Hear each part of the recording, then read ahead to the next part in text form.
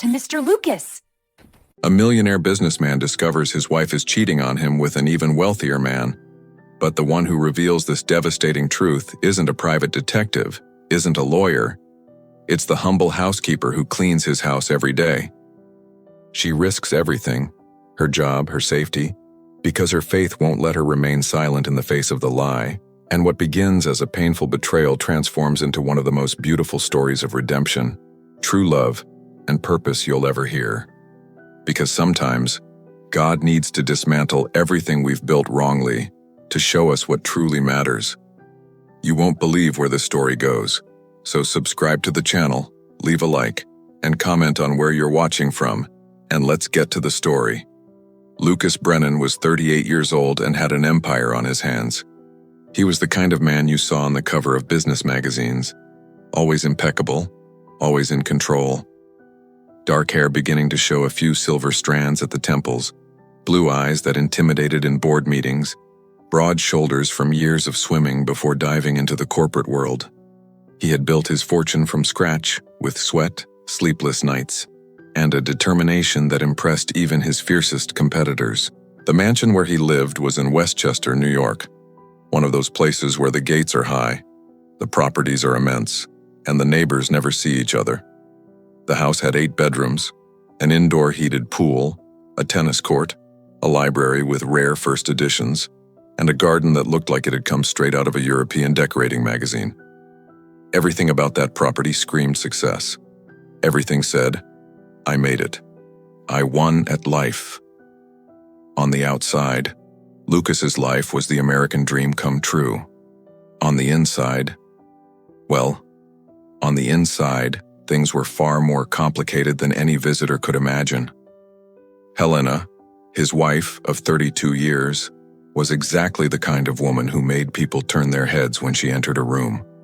A natural blonde, tall, with those perfect features that seemed sculpted, and which had probably received a little help from expensive plastic surgeons. She had that bright, rehearsed smile of someone who knows she's being photographed all the time. And she loved it. She loved the charity galas where she could wear designer dresses, the dinners at Michelin-starred restaurants where celebrities showed up, the trips to Paris and Milan where she could spend fortunes on handbags and shoes. Lucas had fallen in love with her 5 years earlier at a gala event to raise funds for medical research. She was radiant that night, wearing a blue dress that perfectly matched his eyes. She was vibrant, fun, full of life. She made clever jokes, knew about art, music, politics. She seemed perfect.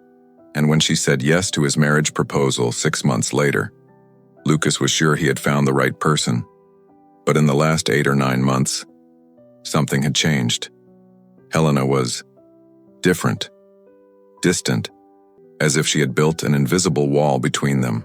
When Lucas arrived home after a long day of meetings, contracts, and decisions involving millions, she barely looked up from her cell phone. The conversations were short, mechanical, lifeless. "How was your day, love?" he asked, trying to create some kind of connection. "Good," she replied, without taking her eyes off the bright screen. "The dinner was wonderful." "Do you want to watch something? Talk?" "I'm tired, Lucas.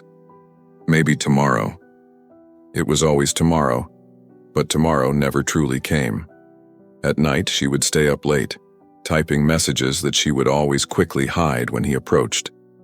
She would turn her body to the side in bed when he tried to touch her, saying she had a headache, that she was exhausted, that she was on her period. She always had a ready excuse on the tip of her tongue. When he suggested they travel together, just the two of them to try to reconnect, she would say she had unavoidable commitments, lunches with friends, Pilates classes, spa sessions, charity meetings. Lucas wasn't an idiot. He had built an empire by reading people, noticing details, identifying when something was wrong. He felt that emptiness growing between them like a deep, silent abyss. But he tried to convince himself that he was imagining things, being paranoid, letting the stress of work contaminate his marriage. After all, Helena had everything she ever wanted, right? Why would she be unhappy? Why would she betray him? Little did he know that the answer to those questions was much closer than he imagined, and that it would come from the last person he expected. Elisa Torres was 29 years old and had worked as a maid in the Brennan mansion for almost 2 years. She was a small woman, barely 5 feet 6 inches tall, with the kind of body that revealed years of hard work. She was of Latin descent. Her mother had come from Mexico, and this was evident in her light brown skin, her deep brown eyes that held that special sparkle of someone with unwavering faith, and her dark, wavy hair, which she always tied up in a practical bun while she worked. Elisa's hands were small but strong, calloused from so much scrubbing, cleaning, carrying, and organizing. But there was a delicacy in the way she moved, how she touched objects, how she cared for things. It was almost reverent, because for Elisa, work wasn't just work. It was a way of serving, of honoring God through small things. She had come from San Antonio, Texas, with her mother when she was only 10 years old. They were running away. Elisa's father was a violent man who drank too much and turned the house into a living hell every time he came home drunk. One night, after he had beaten her mother for the last time, they took 2 old suitcases, $3,000 they had secretly saved, and bought bus tickets to New York. They never returned. Life in New York wasn't easy. Elisa's mother worked 3 different jobs just to afford a tiny apartment in the Bronx, and by the age of 12, Elisa was already helping out, cleaning houses on weekends, babysitting neighbors, children, doing any odd job that came her way. She grew up fast, learning early on that honest work was a source of pride, not shame. Even when money was scarce, and it was almost always scarce, they never missed church on Sundays. Elisa's mother used to say, with that thick accent she never lost, "Mija, God doesn't measure us by what we have in our hands. He measures us by what we have in our hearts, and by what we do with what He gives us." These words had completely shaped who Elisa was. She saw each house she cleaned as a divine mission.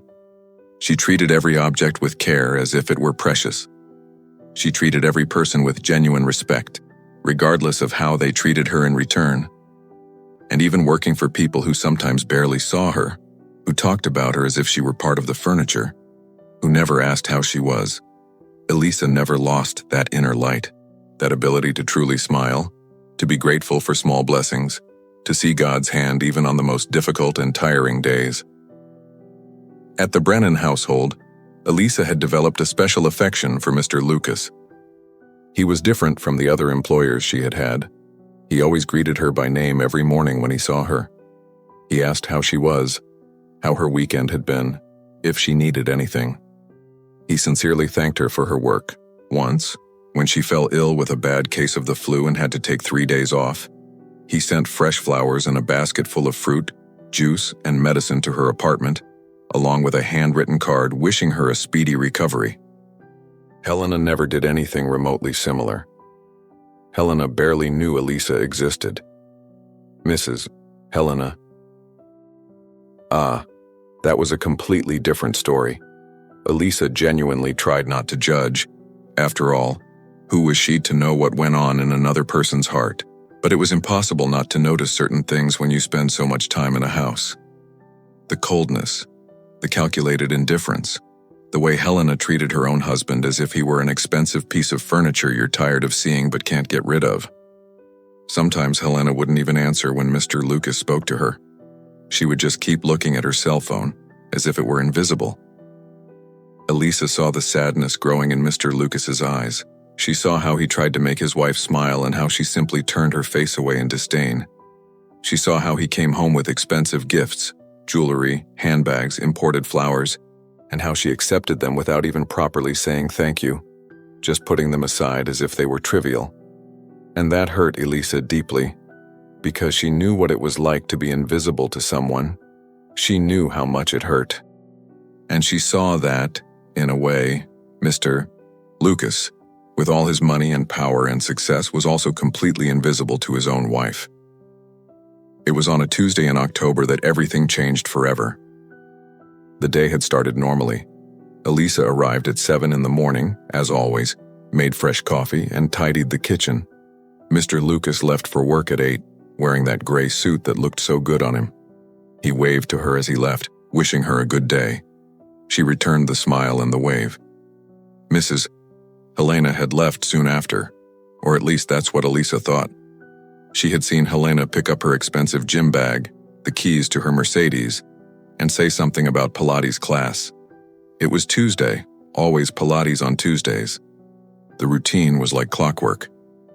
Around 2 p.m, Elisa was on the second floor cleaning the office. Elisa was dusting the shelves, thinking about life, about nothing in particular, when she heard a voice. It was coming from the closet. The door was ajar about 10 centimeters. "I know, darling, I know," it was Helena's voice. But there was something about it that Elisa had never heard before. Genuine warmth, sweetness, life pulsing in every word. "I miss you too, every day, every hour." Elisa should have moved away immediately. She should have made a noise, coughed loudly, dropped something on the floor, any sign that she was there, that she wasn't trying to listen. But she remained completely paralyzed, the feather duster frozen in her hand, her heart beginning to pound in her chest. "No, he doesn't suspect a thing," Helena continued, and now she was laughing. It wasn't the cold, polite laugh she wore to parties. It was a light, genuine, intimate laugh. "Lucas is so predictable, you know? So completely absorbed in his business, in meetings, in contracts, that he barely notices what's going on under his own roof. It's almost funny, in a way." Elisa felt her stomach churn. She felt like she could breathe. "I know you can't appear in public with me yet, Richard. I understand perfectly. You have your reputation to maintain, your company, your partners. People talk, especially in our social class. But when you take me to those discreet hotels, when you book those private suites where we're alone," her voice became lower, more intimate, whispered in a way that made Elisa blush with embarrassment at hearing it. "I feel truly alive for the first time in years. You understand me in a way he never did." There was a long pause. Helena must have been listening to what the man on the other end of the line was saying, and then she laughed again, this time with a hint of malice. "Those, you're terrible, Richard," she said, and from her tone you could tell she was loving every second of it. Yes, I have to go to his company dinner next week. You know, that boring annual event with all the executives and investors. I have to go, play my role as a devoted wife, smile for the cameras, pretend I'm interested. But we can meet up right after, I promise. Shall we meet at our usual place?" Another pause, and then the words that truly broke Elisa's heart. "Richard, you need to understand something. You're 10 times more of a man than Lucas ever was. Much richer, too, which definitely isn't a bad thing." She laughed again. "Lucas thinks he's built an impressive empire, that he's someone important, but compared to you, compared to your success, your influence, your real power, he's mediocre, completely mediocre. Always has been." Elisa felt hot tears begin to burn her eyes, not for herself, but for that good, hard-working, decent man who woke up early every day, who treated people with respect, who desperately tried to make his wife happy. A man who had no idea that he was being betrayed, humiliated, ridiculed in such a cruel way. "I need to hang up now, darling," Helena said, suddenly more alert. "The maid must be around here somewhere in this huge house. She's discreet and kind of invisible, but you never know, right? I don't want to take any chances. I'll call you later tonight when he's asleep, okay? I love you. I love you." Elisa left the office as quietly as her trembling legs would allow. She went down the stairs, holding tightly to the handrail because she felt she might faint at any moment. She put the cleaning supplies away in the large laundry room cabinet with hands that trembled so much she almost dropped the disinfectant bottle. And then she locked herself in the small bathroom near the kitchen, the bathroom the servants used, the one no one else in the house ever went into. There, alone on the cold ceramic floor, she finally let the tears fall. She cried for the cruel betrayal. She cried for the calculated lie. She cried for the humiliation. Mr. Lucas was suffering without even knowing it. But above all, she cried because she knew exactly what she needed to do, and she knew very well the very high price she might have to pay for doing the right thing. Elisa spent the entire Tuesday night wide awake. She lived in a small one-bedroom apartment in Mount Vernon, about a 20-minute drive from the Brennan mansion. The building was old, built in the 60s, with thin walls where you could hear the neighbors arguing about bills, children crying, and loud televisions. But it was hers. Well, almost hers. She still had 15 long years of mortgage to pay off. That job at the Brennan's house paid the mortgage, bought food, kept the lights on, and put gas in the old car. If she told what she had heard, she could lose absolutely everything. But how could she simply remain silent? How could she look into Mr. Lucas's eyes every day, see him trying to save a marriage that was already dead, and say nothing? How could she carry this weight on her conscience? Elisa knelt beside the bed that Tuesday night into Wednesday morning, well after midnight, her hands clasped tightly, her eyes closed, and she prayed as she hadn't prayed in a very, very long time.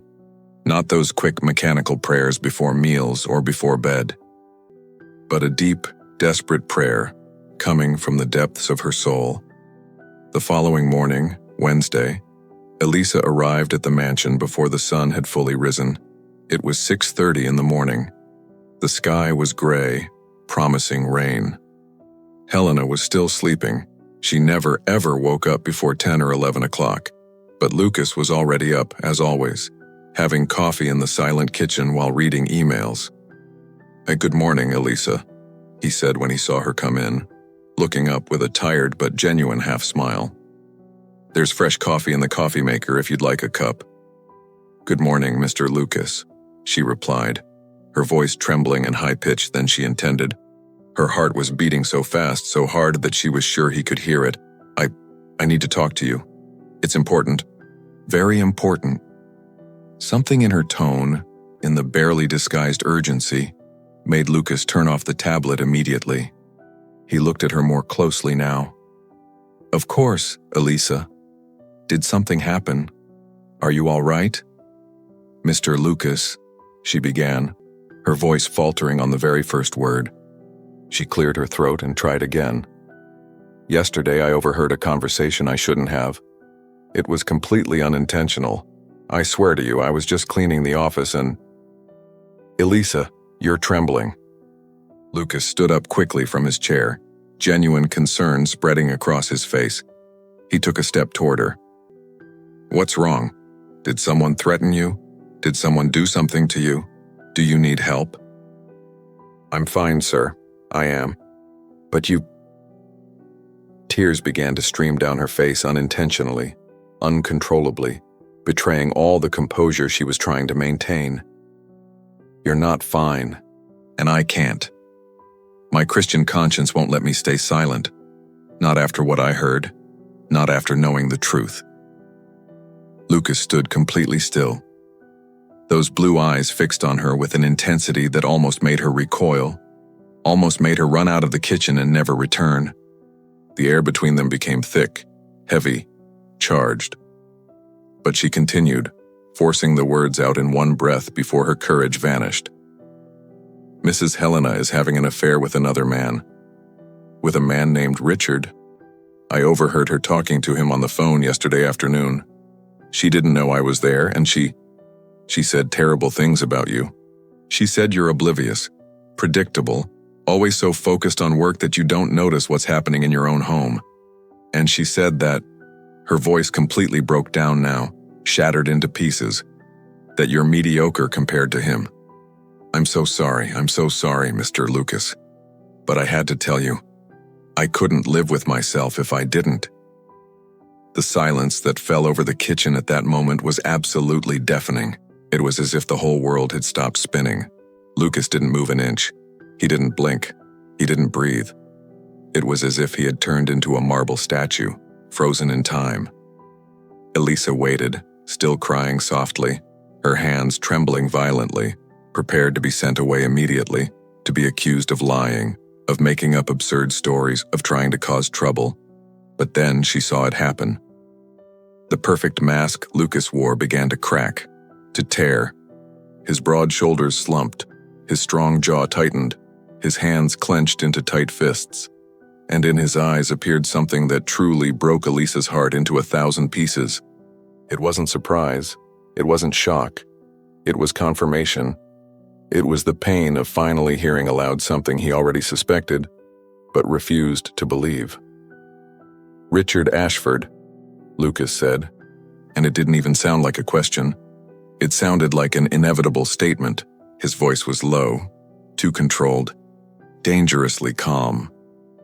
CEO of Ashford Industries, heir to one of the largest fortunes on the East Coast, one of the richest and most powerful men in New York. It's him, isn't it? Elisa didn't know the man's last name. She knew nothing about him beyond his first name. But she nodded slowly, confirming.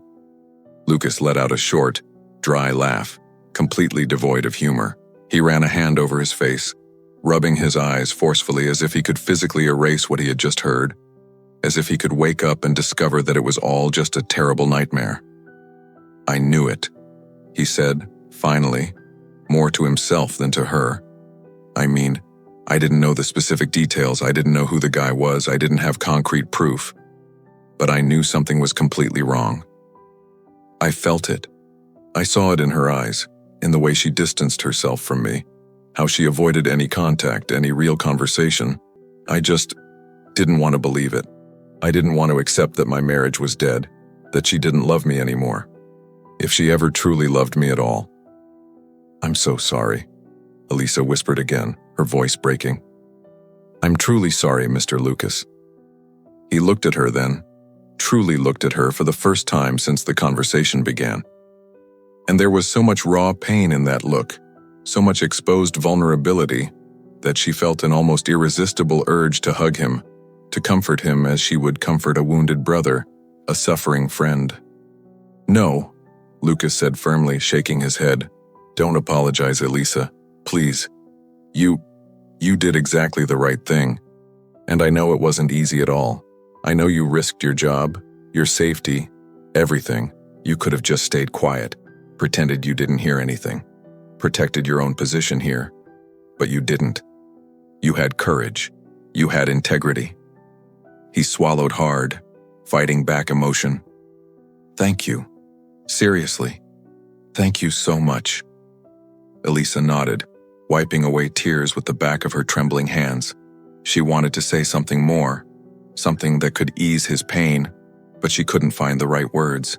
"You are a very good man," she said finally, with all the sincerity she possessed. "You deserve someone who sees that, who values that, who truly loves you." Lucas didn't answer.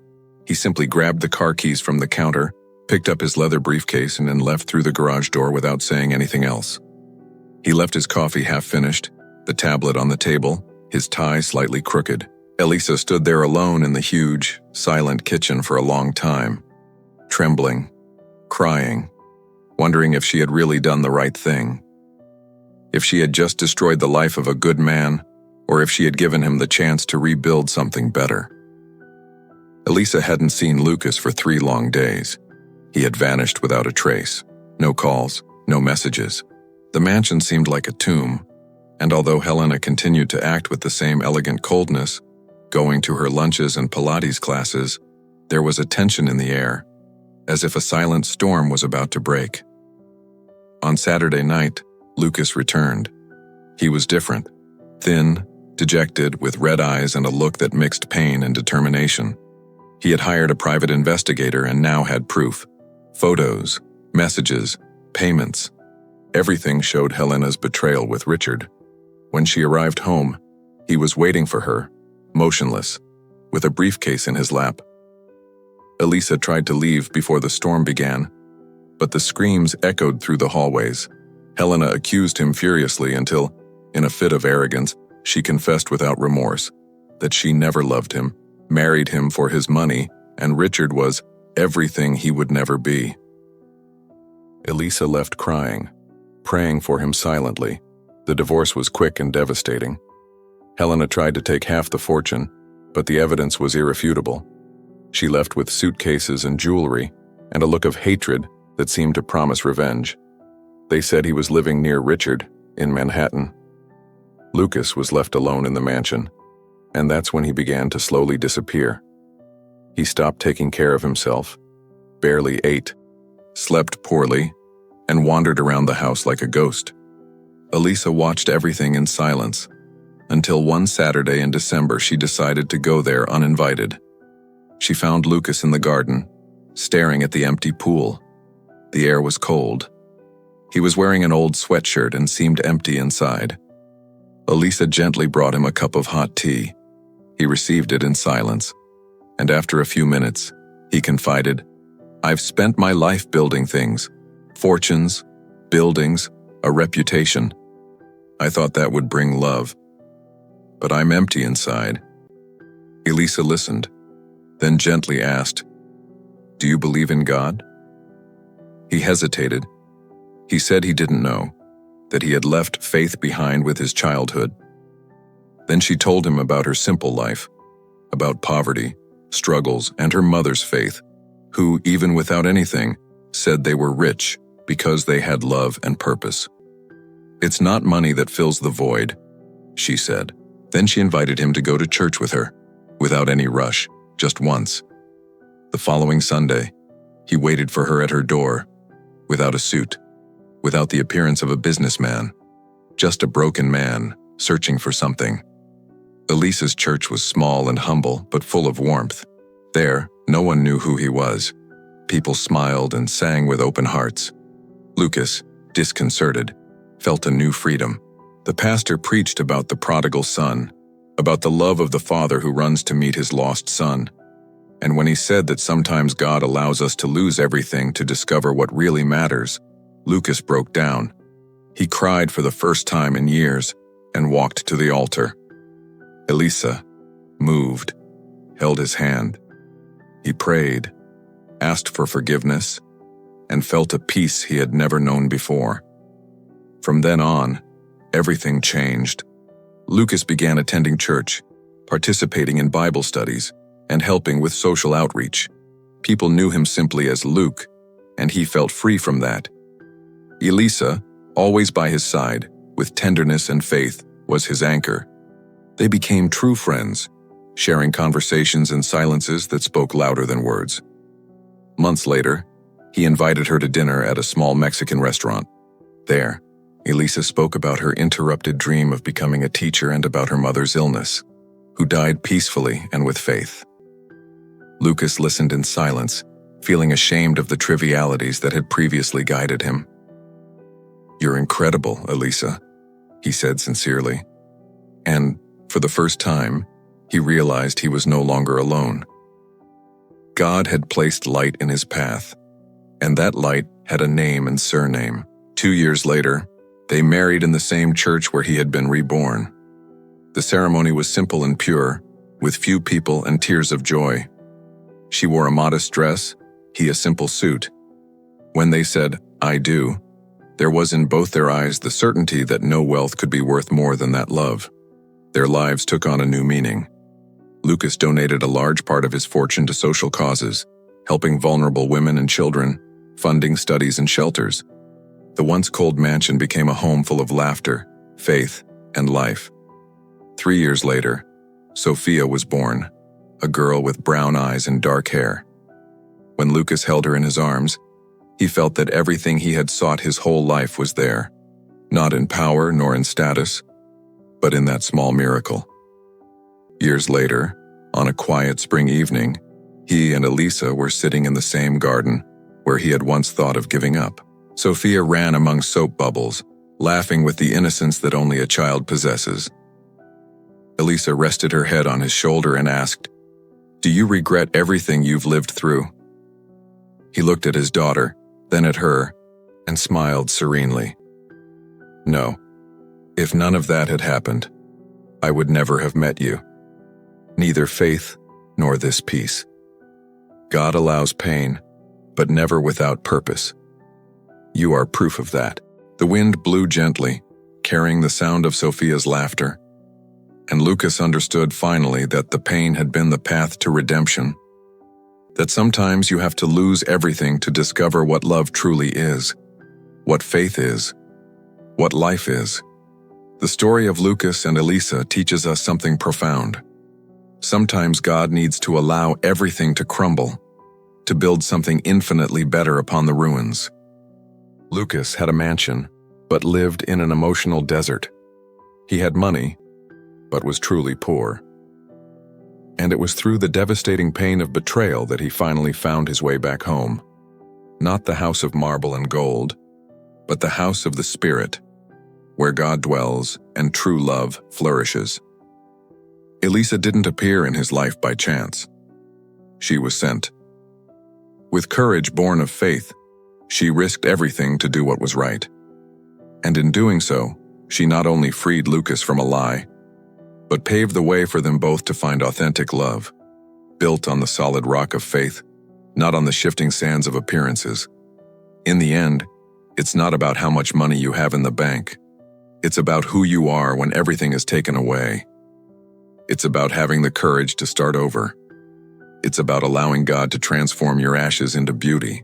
If this story touched your heart in any way, if it made you reflect on your own choices and priorities, leave a like below.